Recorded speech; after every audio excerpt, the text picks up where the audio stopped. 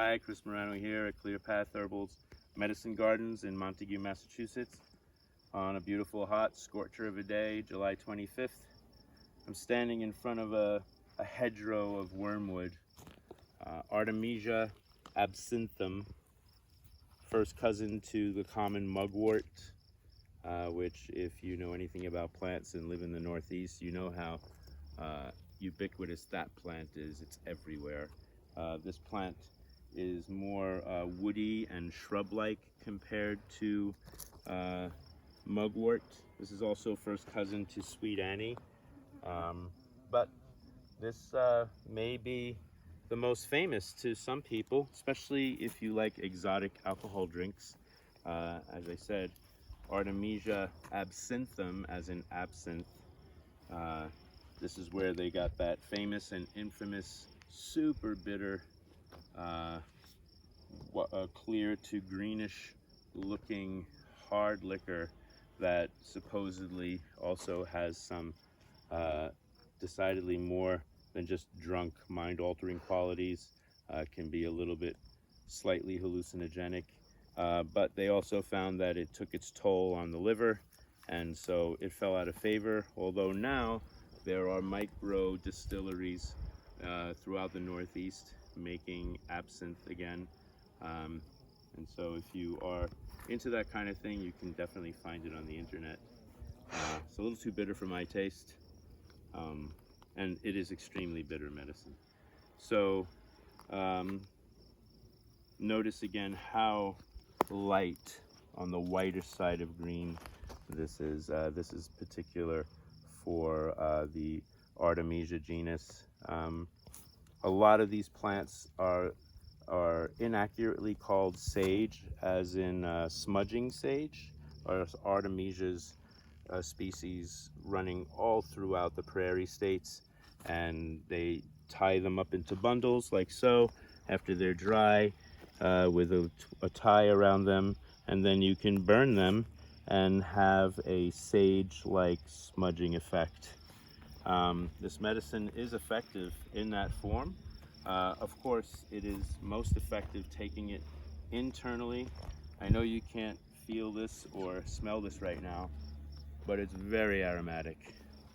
I'm not sure how to describe it except that it smells Artemisia-like, and it's not at all subtle. You know, you have to get up close to it, but it's permeating throughout the leaf and the stem and these inconspicuous white flowers. So it's in full flower right now, but it's hard to tell unless you get really close. The medicine that it's famous for is in the leaf. I would take it now if I needed it this year, but I don't. And it's superior anti-parasitic medicine, hence the name wormwood, as in being an anthelmintic, anthelmintic, which means killing to worms. Also a vermifuge, meaning making the intestines, particularly the colon, absolutely intolerable to parasites. And so it's flushing the system, being antimicrobial and anti-parasitic and anti-worm. Makes it superior medicine if you feel like your intestines are compromised by parasites. It's used in herbal protocols for amoebic dysentery. It's used for food poisoning. I put it in a blend with other major anti-parasitic herbs to make as comprehensive a wide sweeping complement of ingredients as possible to be able to work against the majority of things that become parasitic to us. So anytime somebody calls me up and says they are going overseas to an area where they could easily get dysentery, then I'm very quick to give them an anti-parasitic formula, and wormwood is one of the top ingredients in that formula. In addition to that, more underrated, largely unknown, the root of wormwood is also superior antibacterial medicine. So whereas I would be using the leaf as an anti-parasitic, I'd be using the root alongside other antibacterial herbs like Chinese skullcap and hyssop and isatis. It's very useful to complement antibiotic treatment for bacterial illnesses, again with an emphasis on the mucous membrane tissues, the respiratory system and the digestive system in particular. Again, that white coloration tells you where it's kind of making a beeline towards. So in this case, its antimicrobial and antiparasitic nature is honing in on mucous membrane systems. What else do I want to say about wormwood? Yes, it has a property in it also, from the plant's point of view, that when it seeps into the soil, it becomes allelopathic, meaning that it makes it very difficult for other plants to grow near it. It likes to have this nature of, this is my territory, stay out, and that's one of its signatures. It's like, that's what you want in an anti-parasitic herb.